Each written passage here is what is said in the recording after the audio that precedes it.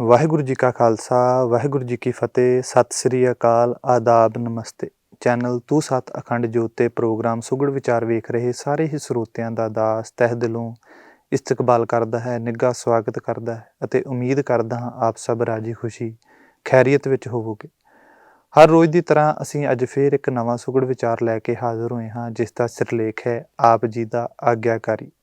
ਵਿਚਾਰ ਸ਼ੁਰੂ ਕਰਨ ਤੋਂ ਪਹਿਲਾਂ ਕੁਝ ਸਤਰਾਂ ਨਾਲ ਆਗਾਜ਼ ਕਰਦੇ ਹਾਂ। ਹੁਕਮ ਦੀ ਜਿਹਨੂੰ ਸਾਰਨੀ ਭੋਰਾ, ਮਤ ਕਹੋ ਉਹ ਆਗਿਆਕਾਰੀ। ਮੁਰਸ਼ਦ ਜੋ ਕਹੇ ਉਹ ਮੰਨ ਲੈਣਾ, ਇਹ ਵੀ ਹੈ ਇੱਕ ਕਲਾਕਾਰੀ। ਗੱਲੀ ਬਾਤੀ ਸੱਤ ਆਖਣ ਵਾਲੇ, ਨਹੀਂ ਬਚਨ ਦੇ ਨਾਲ ਵਿਹਾਰੀ। ਕਾਦਰ ਦੇ ਕਹਿਣੇ ਵਿੱਚ ਚੱਲਦੀ, ਮਨਸੂਰ ਜਿੰਨੀ ਕੁਦਰਤ ਸਾਰੀ, ਜਿੰਨੀ ਕੁਦਰਤ ਸਾਰੀ। ਇਹ ਵਰਡ, ਇਹ ਵਾਕ ਆਪਾਂ ਉਦੋਂ ਲਿਖਦੇ ਹਾਂ ਜਦੋਂ ਕਿਤੇ ਬਿਨੇ ਪੱਤਰ ਲਾਉਣਾ ਹੋਵੇ। ਜਿਵੇਂ ਸਕੂਲ ਵਿੱਚ ਬੱਚੇ ਆਪ ਦੇ ਅਧਿਆਪਕ ਨੂੰ ਅਰਜੀ ਲਿਖਦੇ ਨੇ ਅਤੇ ਥੱਲੇ ਲਿਖ ਦਿੰਦੇ ਨੇ ਆਪ ਜੀ ਦਾ ਆਗਿਆਕਾਰੀ, ਅਤੇ ਅਧਿਆਪਕ ਦਾ ਨਾਮ ਲਿਖ ਦਿੰਦੇ ਨੇ। ਹੁਣ ਇਹ ਆਗਿਆਕਾਰੀ ਹੋਣ ਦਾ ਮਤਲਬ ਹੈ ਕਿ ਅਸੀਂ ਆਪ ਦੇ ਵੱਡਿਆਂ ਦਾ, ਜਾਂ ਫਿਰ ਅਸੀਂ ਜਿਸ ਨੂੰ ਬਿਨੇ ਪੱਤਰ ਲਿਖਿਆ ਹੁੰਦਾ ਹੈ, ਉਸ ਦੇ ਹੁਕਮ ਦੀ, ਉਸ ਦੀ ਆਗਿਆ ਦੀ ਪਾਲਣਾ ਕਰਨ ਲਈ ਤਿਆਰ ਹਾਂ। ਅਤੇ ਅਕਸਰ ਹੀ ਸਾਨੂੰ ਬਚਪਨ ਵਿੱਚ ਵੀ ਇਹ ਸਿਖਾਇਆ ਜਾਂਦਾ ਹੈ ਕਿ ਸਾਨੂੰ ਆਪ ਦੇ ਵੱਡਿਆਂ ਦੀ ਆਗਿਆ ਦਾ ਪਾਲਣ ਕਰਨਾ ਚਾਹੀਦਾ ਹੈ, ਭਾਵ ਕਿ ਕਹੇ ਹੋਏ ਨੂੰ ਮੰਨਣਾ ਚਾਹੀਦਾ ਹੈ। ਅਤੇ ਜੋ ਵੱਡਿਆਂ ਦੇ ਆਦੇਸ਼ਾਂ ਦਾ ਪਾਲਣ ਕਰਦਾ ਹੈ, ਘਰ ਵਿੱਚ, ਸਕੂਲ ਵਿੱਚ, ਸਮਾਜ ਵਿੱਚ, ਬਾਹਰੀ ਹੋਰ ਉੱਚ ਅਥਾਰਟੀਜ਼ ਦਾ, ਜਿੱਥੇ ਕੋਈ ਆਪ ਦੇ ਕਿੱਤੇ ਨਾਲ, ਆਪ ਦੇ ਕੰਮਕਾਜ ਨਾਲ ਜੁੜਿਆ ਹੁੰਦਾ ਹੈ, ਤਾਂ ਫਿਰ ਉਹ ਇਨਸਾਨ ਸ਼ਿਸ਼ਟਾਚਾਰ 'ਚ ਰਹਿਣ ਵਾਲਾ ਸਾਊ ਮੰਨਿਆ ਜਾਂਦਾ ਹੈ। ਪਰਿਵਾਰਾਂ ਵਿੱਚ, ਘਰਾਂ ਵਿੱਚ, ਸਮਾਜ ਵਿੱਚ ਇਹੋ ਜਿਹਾ ਇਨਸਾਨ ਬੜੀ ਸਿਰਜਣਾਤਮਕ ਨੀਅਤ ਵਾਲਾ ਹੁੰਦਾ ਹੈ। ਪਰ ਜੇ ਹੁਣ ਅਸੀਂ ਸਾਰੇ ਆਪੋ ਆਪਣੇ ਅੰਦਰ ਝਾਤ ਮਾਰੀਏ ਤਾਂ ਵੇਖੀਏ ਕਿ ਅਸੀਂ ਆਗਿਆਕਾਰ ਹਾਂ।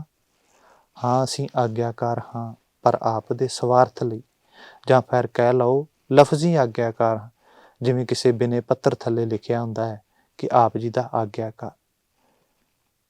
ਅਸੀਂ ਆਗਿਆਕਾਰ ਹੋਣ ਦੀ ਕਤਾਰ ਵਿੱਚ ਖੜ੍ਹਦੇ ਜ਼ਰੂਰ ਹਾਂ, ਪਰ ਫਿਰ ਇੱਧਰ ਉੱਧਰ ਹੋ ਜਾਂਦੇ ਹਾਂ, ਕਿਉਂਕਿ ਅਸੀਂ ਅਧੂਰੇ ਆਗਿਆਕਾਰ ਹਾਂ। ਅਧੂਰੇ ਇਸ ਕਰਕੇ ਕਿਉਂਕਿ ਅਸੀਂ ਉੱਥੇ ਆਗਿਆ ਦਾ ਪਾਲਣ ਕਰਦੇ ਹਾਂ, ਉੱਥੇ ਕਹੇ ਨੂੰ ਮੰਨਦੇ ਹਾਂ ਜਿੱਥੇ ਸਾਡਾ ਸਵਾਰਥ ਜੁੜਿਆ ਹੁੰਦਾ, ਜਾਂ ਫਿਰ ਜਿੱਥੇ ਡੰਡਾ ਕਾਇਮ ਹੁੰਦਾ ਹੈ।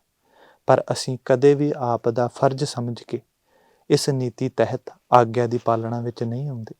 ਹੁਣ ਜੇ ਨਿਯਮ, ਕਾਨੂੰਨ, ਕਾਇਦੇ ਅਨੁਸਾਰ ਵੇਖੀਏ ਤਾਂ ਇੱਕ ਕੁਦਰਤ ਕਾਇਨਾਤ ਹੀ ਹੈ ਜੋ ਇਸ ਆਗਿਆਕਾਰੀ ਹੋਣ ਦੀ ਭਾਵਨਾ ਵਿੱਚ ਪੂਰੀ ਉਤਰਦੀ ਹੈ, ਕਿਉਂਕਿ ਕੁਦਰਤ ਸਦਾ ਹੀ ਕਾਦਰ ਦੇ ਹੁਕਮ ਅਨੁਸਾਰ, ਉਸ ਦੇ ਹੁਕਮ ਅਧੀਨ ਚੱਲਦੀ ਹੈ।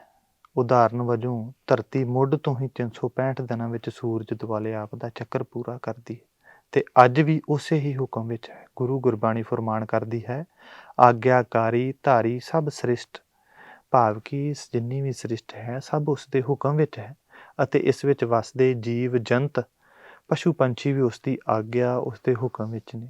ਪਰ ਇਸ ਕੁਦਰਤ ਦਾ ਹਿੱਸਾ ਜੋ ਇਨਸਾਨ ਹੈ, ਇਹ ਉਸ ਕਾਦਰ ਦੇ ਹੁਕਮ ਤੋਂ ਬਾਹਰ ਚੱਲਦਾ ਹੈ, ਉਸ ਦੀ ਆਗਿਆ ਦਾ ਪਾਲਣ ਨਹੀਂ ਕਰਦਾ, ਕਿਉਂਕਿ ਸਾਨੂੰ ਜੀਵਾਂ ਨੂੰ ਸਾਡੇ ਮਾਇਆਵੀ ਮਨ ਦੇ ਅਧੀਨ ਚੱਲਣ ਦੀ ਆਦਤ ਪੈ ਚੁੱਕੀ ਹੈ।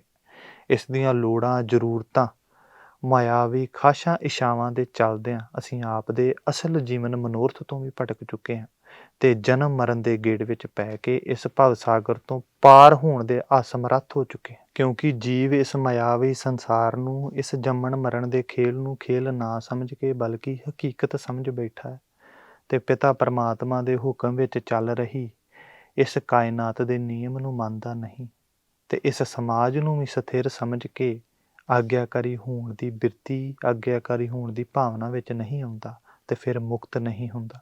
ਗੁਰੂ ਗੁਰਬਾਣੀ ਫਰਮਾਨ ਕਰਦੀ ਹੈ, ਪ੍ਰਭ ਕੀ ਆਤਮ ਹਿਤਾਵੈ, ਜੀਵਨ ਮੁਕਤ ਸੋ ਕਹਾਵੈ।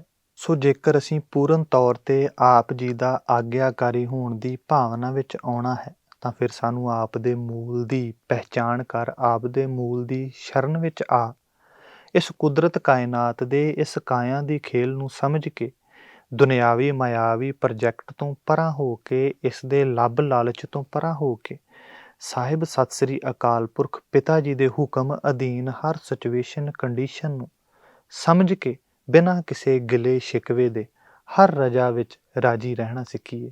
ਤਾਂ ਹੀ ਫਿਰ ਅਸੀਂ ਆਪ ਦੇ ਮੂਲ, ਆਪ ਦੇ ਪਿਤਾ ਅੱਗੇ ਫਰਿਆਦ ਕਰਦੇ ਹੋਏ, ਆਪ ਦੀ ਅਰਜੀ ਲਾਉਂਦੇ ਹੋਏ, ਆਪ ਦਾ ਬਿਨੇ ਪੱਤਰ ਲਾਉਂਦੇ ਹੋਏ ਕਹਿ ਸਕਦੇ ਹਾਂ, ਆਪ ਜੀ ਦਾ ਆਗਿਆਕਾਰੀ। ਸਤਿ ਸ੍ਰੀ ਅਕਾਲ। ਵਾਹਿਗੁਰੂ ਜੀ ਕਾ ਖਾਲਸਾ, ਵਾਹਿਗੁਰੂ ਜੀ ਕੀ ਫਤਿਹ।